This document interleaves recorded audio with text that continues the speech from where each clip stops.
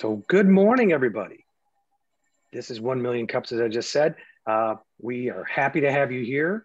Please follow us on social media and make this a weekly stop to begin your week or your Wednesdays and make us part of your calendar. We would love to see you every week because we're excited to be here and to bring to you and to the people who are presenting an opportunity to tell great stories and do good business. So before we get any further, it's 2 weeks until our third anniversary as a 1MC, as a 1 Million Cups community. We're hoping this is going to go as planned. We don't know exactly what the plan is yet, but on Wednesday, May 12th, we're going to have something special going. So please keep your eyes out for that and expect to party hard on Wednesday, May 12th with us, your 1MC family. So what are the 1MC community? What do we do? Well, we share ideas and we offer help and we ask for help. Really, we just support each other so that we can build more entrepreneurial spirit and more successful businesses in the Seattle and surrounding areas. Of course, right now with Zoom, we're doing the whole country. So welcome aboard, whole country. We're not like other places where it's about pitching and trying to get money. No, we're about presenting, letting us know who you are, connecting to the community, connecting with each other, and helping each other, all while being radically and intentionally inclusive. It's important to us that everybody who wants to talk about their ideas for a business, a product, has a safe place to come in and chat. So that's what we're all about. This happens across the country in all 4 time zones. Well, there's more than 4, but in 4 time zones. You can even hit Alaska after us if you want. Lots of communities, lots of volunteers, and a lot of attendees every single week on Wednesday at 9 a.m. in that time zone. The key core values that we try to present every week to you is education, presentations, and connections. So we hope that you learn. We hope that you help the presenter learn.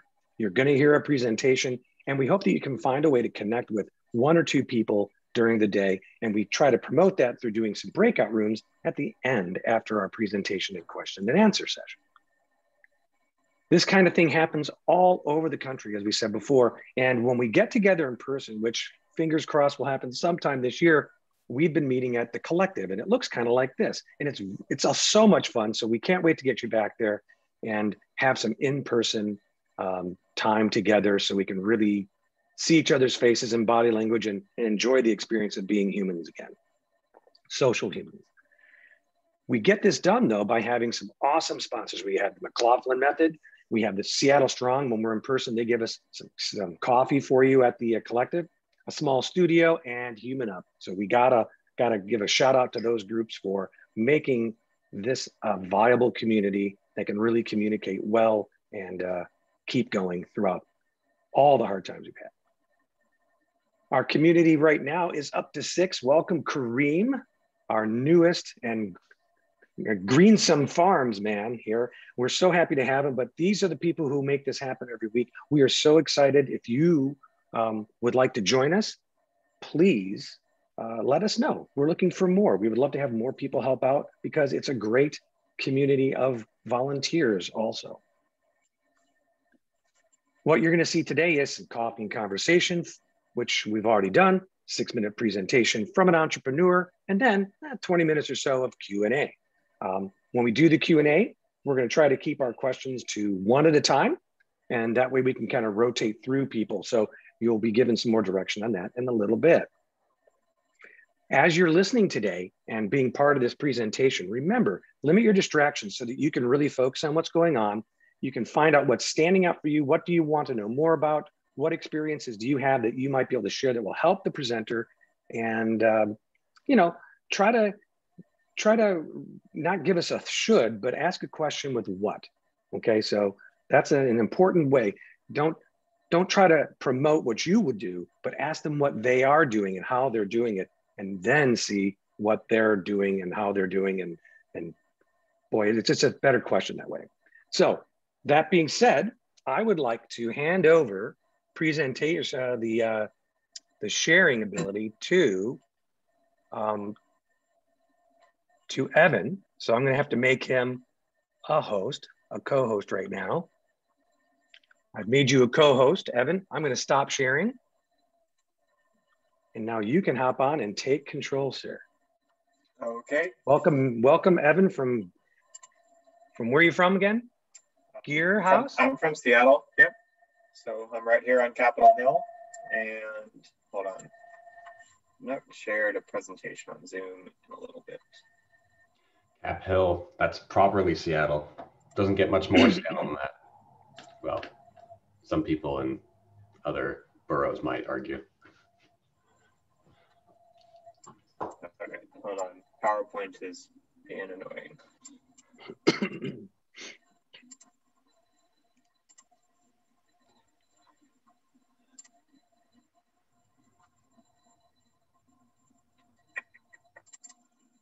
try that. Can you see the screen?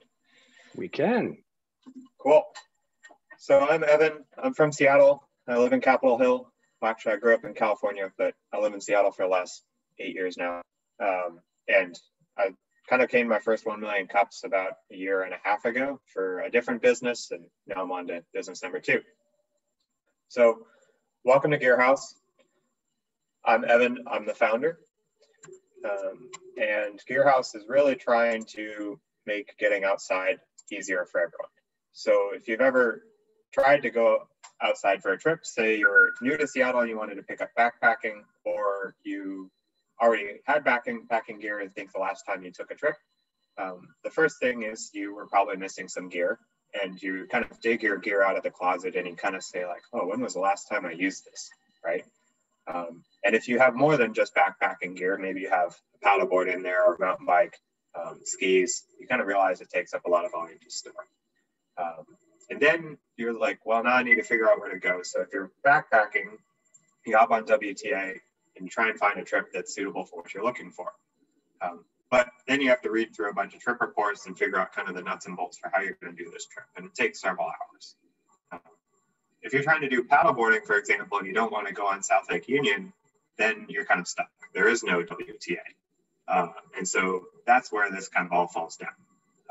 And so when you think about why you started a hobby, it's probably because you knew somebody already doing it and they offered to take you out, right?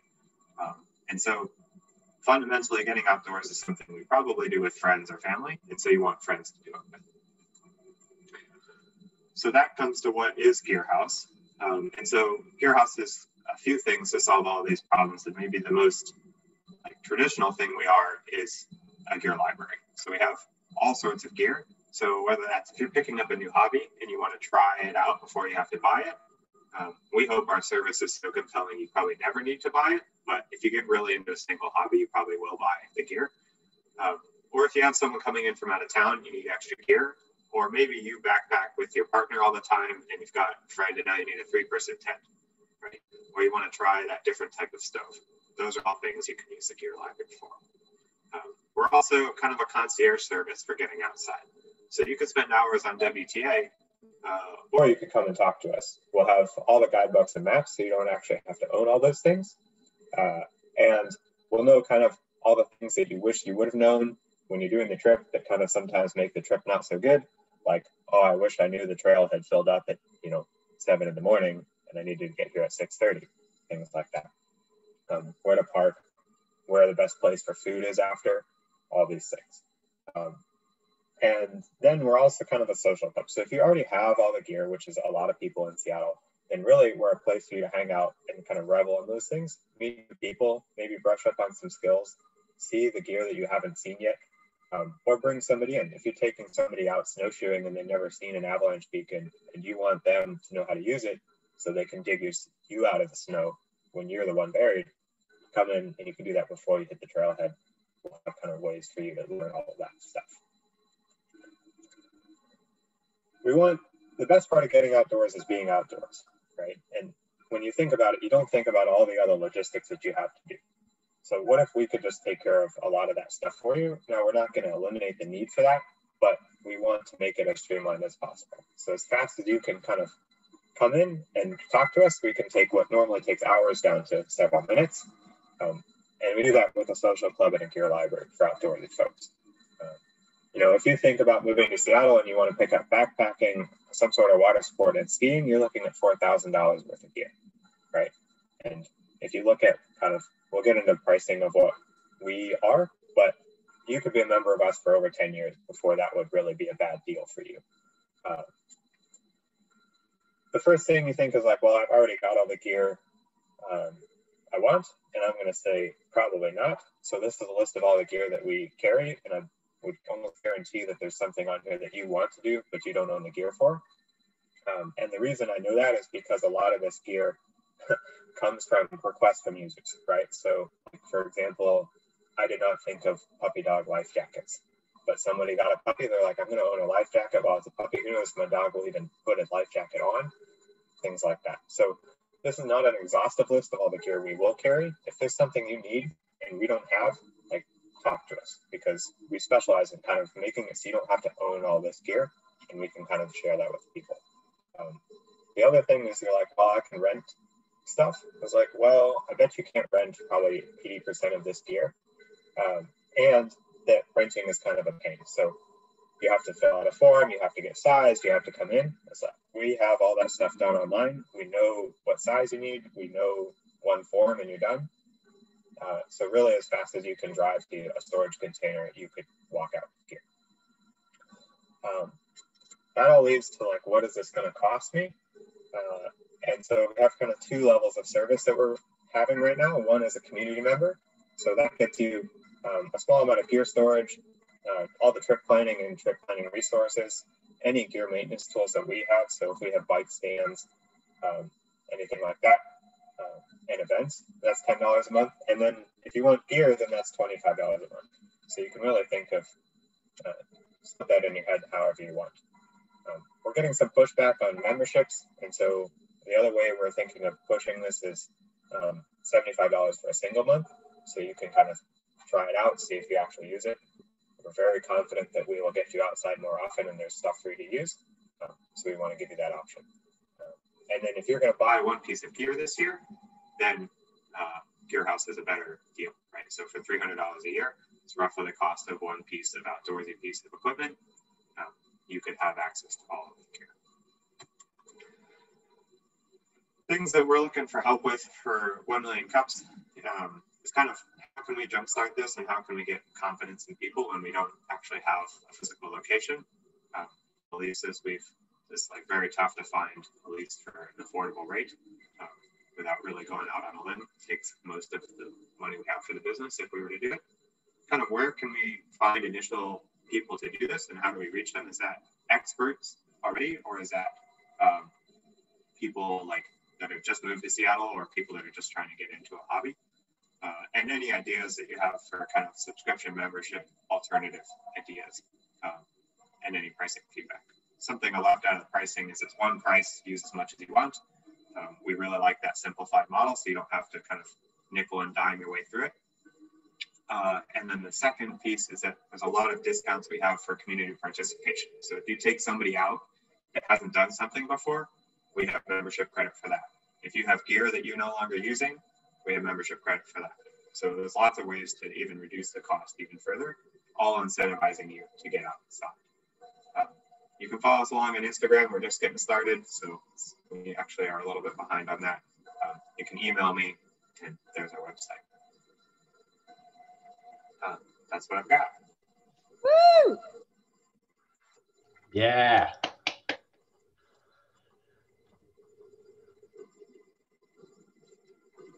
All right. Thanks, Evan. That was great. Thank you so much. I know we've already got a few people. We got 5 or 6 hands already raised. I think what I'm going to do is, does everyone have that that information right there? The joingearhouse.com and Instagram. We can put that on the chat. Chat here actually as well. Let's put that in the chat, and then we can go back to just so we can see everyone in the method that we like to see ourselves here. Anyways, let's get to our first question. Just to remind you, we're going to try to do this one question at a time. So try to make it a single breath question as fast as you can. Not as fast as you can, but in as concise as you can. And then we'll get around to everybody. I'm sure there's going to be a lot of opportunity to come back to you today. So let's get going. The first person I noticed with their hand up was Brian Buck. All right. Hey, I really enjoyed your presentation. a question that I had for a subscription of $100 a month is there a guarantee that you'd have things in my size? I put a joking piece in there. Are you like the McDonald's, our ice cream machine is broken and you show up? Like, will you actually have it? And what do you do with that? Quick clarification, it's $25 a month. Oh, right. $100 is an initiation fee that we use to buy gear. So we guarantee gear availability by adding gear every member that joins. So back on that list, there was a few things we crossed out because there's almost too many sizes for us to handle in the beginning. Skis are a big problem because you have boot sizes times ski sizes, and that becomes a problem. So we're specializing in gear that only takes a couple sizes so that we can make sure that that fits our users. Great, thank you. The next person that I saw the hand up was Victor. Evan, good to see an update on your presentation. I think you presented a few months ago. Yeah, it's a lot more refined and clear there. I just had a question about maybe sort of insurance and what would happen if I break or lose some gear, and then how does that affect your revenue or your business model too? Yeah, so users are definitely on the hook for damage that occurs while they use it. Pretty normal. We tolerate wear and tear like any rental shop. We can offer an insurance package pretty much like an insurance, like a rental shop would, kind of, if you're worried about it. But in general, we would just trust you to be responsible. One idea we like about the membership is that hopefully it makes you more responsible with the gear because you might be getting that piece of equipment back next time. And so the idea is that you treat it like it's yours. And we also have the ability to fix it better than you. So, yes, just like you would fix your own gear, we would fix it in a professional way. And we would figure out something that made sense for both of us. Gotcha. So like if I broke a kayak, that I would pay like the full price or whatever repair costs are for that. The idea. Yeah. Yeah. Okay. If it's a buckle or something, like that's just part of being in business, right? If it's right, if you smash a hole in it because you were careless, that's a different story. If you smash a hole in it because there was a rogue wave, like Deadliest Catch or something, like that's a whole different story. But sure. Tell us your best story and we'll figure out if we believe you, I guess is the challenge. Right. I think you're going to need body cam footage. So. Yeah, that's a lot of trend. Yeah. I don't think we had it on the list, but we do plan to have GoPros. So that may seem like a perk until it's self-incriminating. That's right. Katie, you're up. Awesome. Yay. Congrats, Evan, on a great presentation. I actually don't have a question because you and I have talked a lot about Gear House, but I just wanted to give you feedback that I thought I thought you were very clear on what Gear House is, what people could come to it for, and your examples were really clear. And so I thought that made it really, really compelling and very easy for us to understand what it is. So just kudos for that, because that is not something everybody is good at. Even I'm not great at it. I got that feedback in my presentation that I had an hour ago. Like, hey, your offering's not super clear. So good job. Thanks.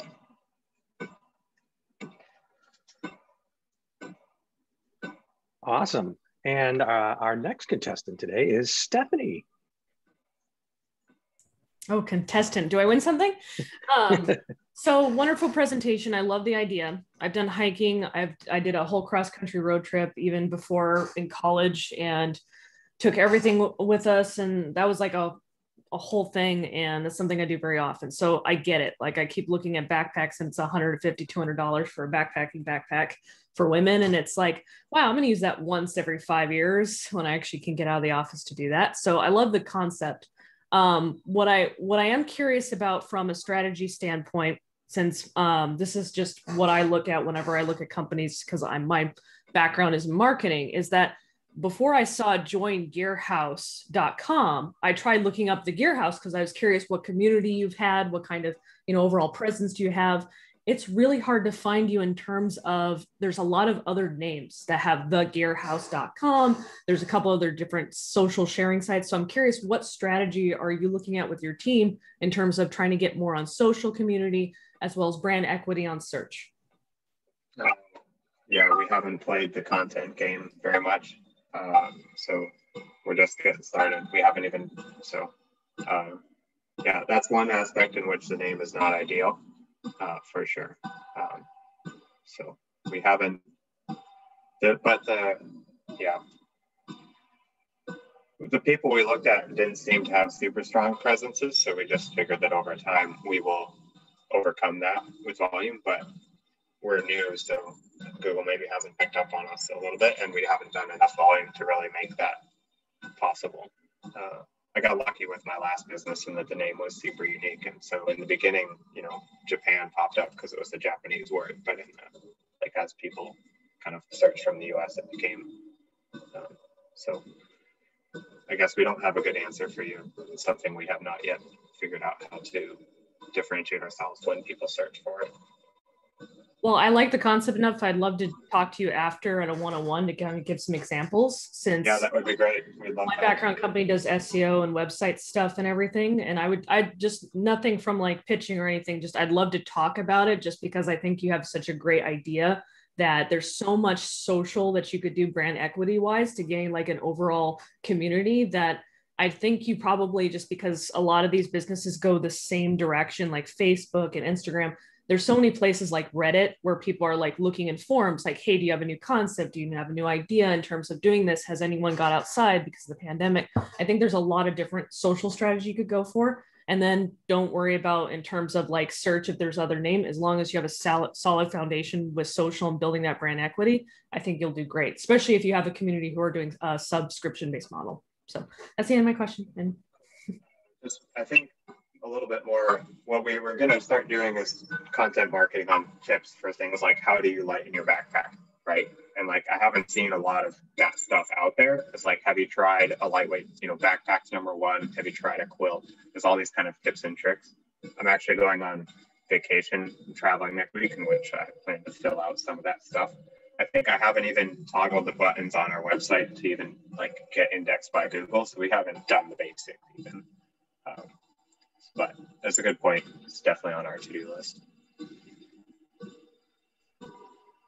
Awesome. I'm just going to say that I was thinking of the same question because I had a hard time finding you and all that stuff. But to add on to what Stephanie was saying and what you were just saying, one thing you might consider is as you do those little repairs to the simple things, make YouTube videos showing people how to do those repairs, and make a YouTube channel where that kind of draws people into your place. So just a thought for you. But next up in terms of asking questions of you is Tessa Hawkins. Oh, thank you. I feel like I skipped the line. I didn't though. Evan, I know I've heard about this before from you, and I stoked for it. I want it to exist. I'm like, I want this one to win the thing, the business thing, whatever that is.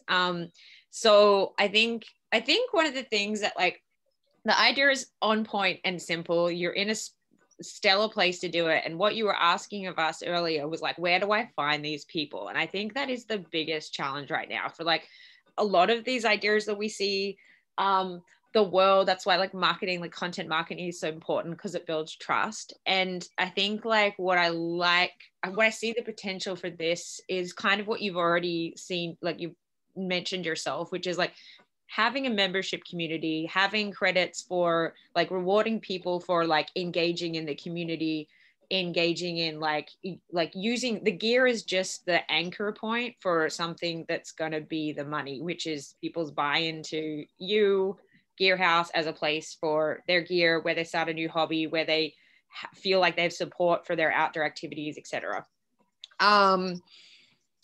And so like I think that's just like I guess like that's one of the more like a kind of a business thought, like a kind of a linchpin maybe for you, is that I think like when Stephanie was talking about the marketing, you have content ideas. I think the building community is a really big part of it. Where to find them, I think, like, as I've given you a bunch of resources of different like places like the Mountaineers Club, other already established organizations that like are around outdoor stuff. I get engaged in like the meetups.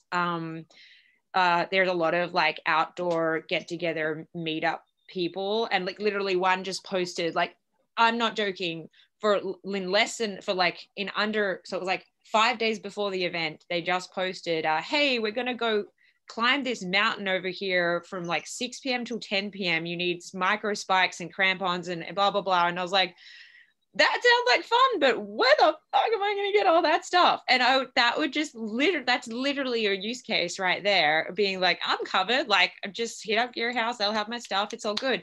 And, you know, they're out there already. And I think like at this stage of your business, there's going to be content writing, which I can help you with. I like writing things, but also I think like getting your feet on the ground and getting some ins with some people who are already like doing that exact use case, and Seattle has a lot of them. It's just hard to bring them together. Like, I know a lot of these different ones and they don't cross over. So like the idea here is, I think you want to be that person, provide a value to those groups by being like, not only do we have gear and we can do that and you can try it out, but also here's these people over here. We can get like 6 people in 3 days for your random hike in the desert, just because we are connected with all of these people as well. So I'm sorry, that was a question, but just thoughts. No, that's great. If anybody has introductions, like warm intros work way better than cold calling. So if you have introductions to any outdoor groups at all, like, we would love to talk to any organizers or anything. So we have not yet started the cold calling train. That's another task for next week while I'm not in Seattle. But that's great. Yeah. And just to not challenge that a little bit, but like give you, like, I think also like instead of the, hi, I'm turning up here as Gear House, I would be like, hi, I'm turning up here at your like hike as Evan, you know. And I know that you don't have like maybe a million, like lots of times, but time spent getting that one person sold on your thing. And like, you've noticed everyone gets sold on your thing like in about 10 seconds after you say your idea. So they're like, yes, I would love that. I just like need this to get, and you know, let me throw my money at you, but I just like need to, you know, have a little bit more trust, a little bit more know you. So turn up to an outdoor event as Evan and be like, hey, I'm Evan. Yeah, I love outdoor shit, because you do. And I'm going to go like do this thing with you. And yeah, I'm starting this idea and like hoping it goes well. And then go from there and just keep connecting them as that. And then Gear House will naturally come out easily. Luckily, you have an idea that just everyone's just like, yes. Okay, I'm done. Out. Grassroots, right? Get down in there. One that's thing awesome. We're going to say in the presentation is you can, like, we're live. You can sign up, by the way. So there's memberships on the website. Very good. Hey, the chat, some people have already posted groups they're part of and things that have happened. Make sure at the end of this, we'll make sure you get a copy of the chat from today. And so you can see all these things that people are typing in there. So don't worry about paying attention to that right now. We will make sure you get it at the time. You need to, I want you to concentrate on what's going on here. So next is Leif, and then we'll have Sarah, then Kareem, and then Jolene. That's who we've got. I think that's about all the time we have left. So Leif, it's up to you. Hey, Evan. I'll stick with one of my comments of the 7 I wrote down on my sticky note. I'll get with the other ones. You're looking for space. Something that came to mind is co-working spaces. Probably on the west side of the lake, more on the east side of the lake. There's co-working spaces that are kind of bigger and lots of extra space and room and kind of low on tenancy right now. And I'm sure you could arrange some sort of short-term rental to trial out your minimum viable product. And being on the east side is probably not too big of a deal either, because people would be like headed up I-90, you know, or going out into the Cascades. So something to think about there, because you could also then maybe pivot in the future to say, oh, we are also a co-working space for outdoor people, because that would be your cash cow. And then this is like a benefit, or you could do it on the side. So something to think about, like putting your company as like what else could share this space? Because having a space just for that is going to be extremely expensive, especially in off season. So maybe thinking about what other complementary businesses could you partner with or be that person with too. And then I'm also posting a link to a piece of software called My Turn, which is actually software that's exactly for tracking these rentals. They use it at the Seattle Northeast Seattle Tool Library, which is pretty successful there. So if you also want experience renting and lending things out firsthand, they always need volunteers, and you could go volunteer at the tool library up there and kind of learn some new things. Engineering other people's infrastructure. So I found My Turn via, I don't know if it was North Seattle, I think it was West Seattle, the one that I found, but they use My Turn. We found a different software called Bookable that we've tried for now, but I haven't looked at My Turn fully. Oh, good. Yeah, so you already know about that. Yeah, there's other no, but who knows what I don't know, so don't let that stop you. Right. Anyway, that was all. I'll leave a lot of questions, so I'll email me if you can't fit them all into your one question comment. Awesome. Sarah, you had a question. I do, yeah. So I was really interested actually in your business model in terms of, it sounds like you're talking about leasing a space and holding physical inventory that you then rent out to people. Is that right? Okay. Yes. So I wanted to know then what differentiates you from a competitor like REI who already does that here in Seattle? REI is incentivized to sell you something. So their rental program is different in that it's not priced for you to use it perpetually, and the gear is not high enough quality for you to want to use it forever. So the differentiator, and I only mention it because I've rented from them previously and found them very affordable. So yeah, I get what you're saying, and maybe it's a marketing point, but I think that's going to be a big thing to consider, and also because as Leif just said, the cost of renting space in this part of the world, any kind of space, as you're well aware, is crazy expensive. So I was really trying to think around ways that you could mitigate that. Yeah, I don't know, but I think it might be hard to compete with REI and their warehouses. That's the only bit I wanted to raise. Yeah, REI is certainly, like, when you look at like what they call like the 10x better product, REI is certainly makes it tough to be 10x better than that. So the other thing that we handle that REI doesn't is REI like says they have all of this gear, but they don't, right? So they'll list all the gear that all REIs have, but each location does not have all of that gear, for example. So if you look at what they say the Seattle branch has, but Seattle branch actually has backpacking, cross-country skiing, and maybe some like crampons and things, right? Now, maybe that means they're smarter than I am, and that's all that's needed. But we kind of think that there's more to it than that. I'm going to jump off and let other people have a chance, but the last thing I want to say is it sounds like your business model is quite capital intensive to begin with in terms of startup costs. So that's the only thing I wanted to flag around that, and that you do have a competitor who are very heavily capitalized. So that's my point, basically. Yes, that is a 10,000 pound gorilla in the room, for sure. Fantastic. That's good insight there. Hadn't even thought about that. Kareem, you are up, sir. Fantastic. Thank you so much for. It's good to see everybody, and fantastic. Thank you, Evan, for sharing with everybody the latest iteration. My comments are I guess a couple fold.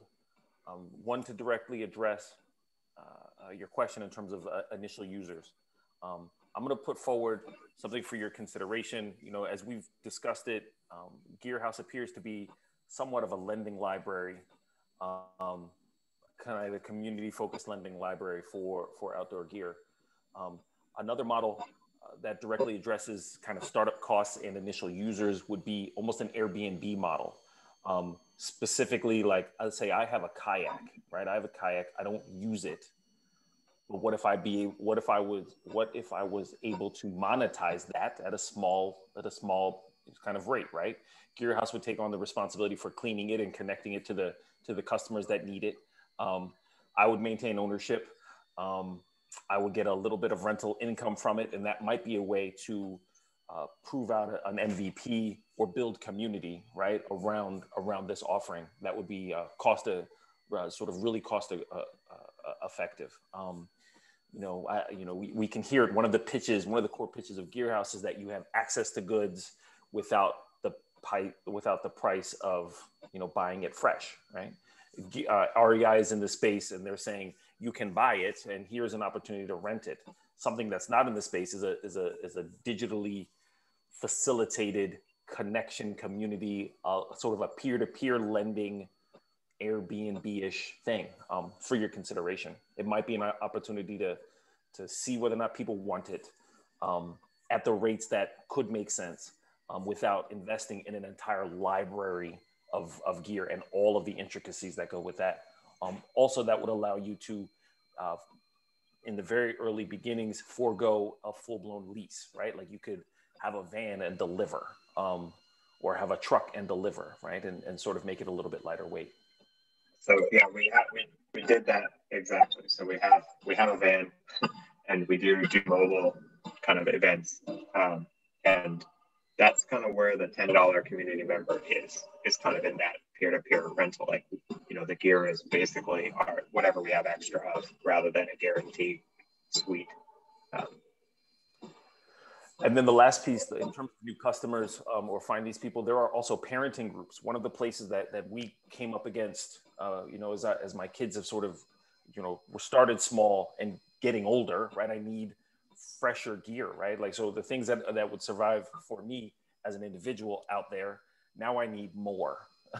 And so there are parenting hiking groups, and especially now within a COVID environment where outdoors is generally understood to be COVID safer, right? There's an entire cohort of parents that are like, okay, we want to go out, but I've got a kayak for me. What am I going to do with my kids? Or how can I pull this whole thing together? And I can make in some introductions, but there's an entire parenting world for the outdoors as well. That's it for me. Yeah, we would love that. We've trying to actually find Boy Scout troops, which is kind of the outdoor formalized experience for parents. But if there's non-formal Boy Scouts, right, just informal groups, and we would love to work with them too. So there's Facebook groups is kind of right, more specifically, right? So there's Facebook dedicated for parents going outside, and then there's school communities as well. And you and I have talked a little bit about those in the past. Awesome. Great stuff. Our last question of the day comes from Jolene. So I actually, this is backpacking on what Tessa said, which this idea of finding the groups about like the Pacific Northwest, but specifically, I'm part of this women outdoors group that's the Pacific Northwest on Facebook. And what I was thinking is, I don't know if it's the admin or if, I probably could go through the group and find out who's the active member and give them a free membership and have them be your brand ambassador in that group. Somebody that, is already out there, but is really ingrained in that group, and giving them access so then they can be your marketing person. Because that's, if you connect with, the person who's maybe, the admin of the group, but you're trying to sell them, I think that, having somebody that's already in the group that people know that they go to for that kind of information, that's also possibly a good idea to have them toot your horn instead of you trying to market. That's my one. Yeah, hadn't quite thought about that one. No, that's good. Yeah. But great presentation. I loved it. Thank you. Wow. Thanks, Evan. This was great. I think this is a great back and forth from the community. Thanks for all the ideas. That is just awesome. It's 9:45. Perfect timing for us to finish up a little bit here. I'm going to share my screen once again for a very short period of time. And then we will go on to breakout rooms. Anyways, at the end of every one of these, we like to ask you, Evan, what can the 1 Million Cups community do for you?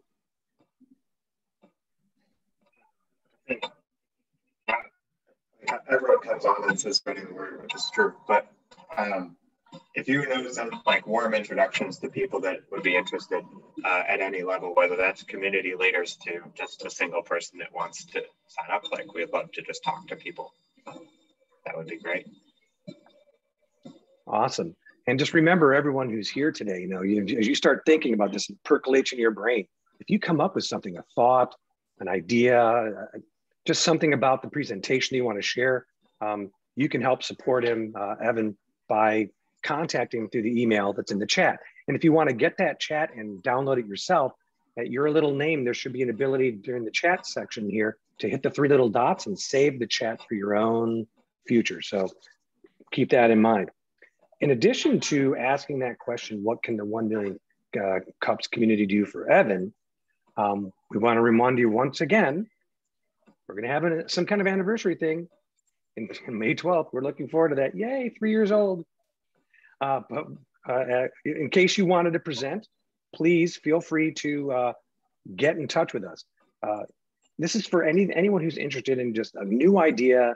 They got a new business. They just want to share an idea or what they're doing. Please reach out to us. We'd love to have more presenters. All right.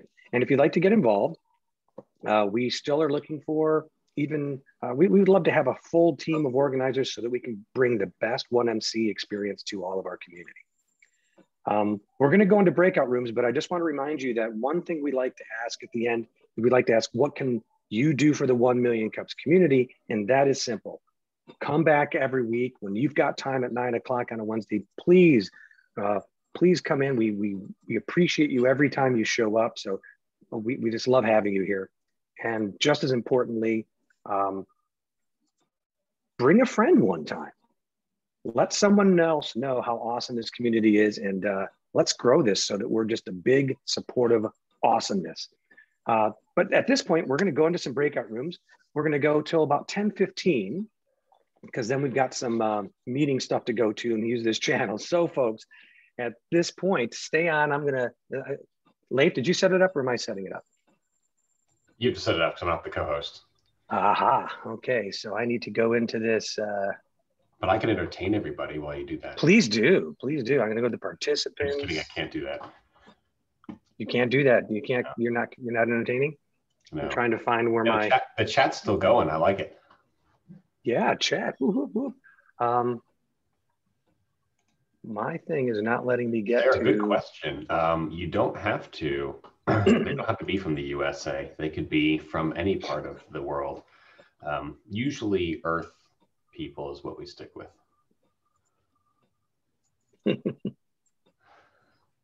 All right, so we're gonna do the breakout rooms. Have a great day, everyone. Thanks for coming this particular Wednesday, and hope to see you again soon.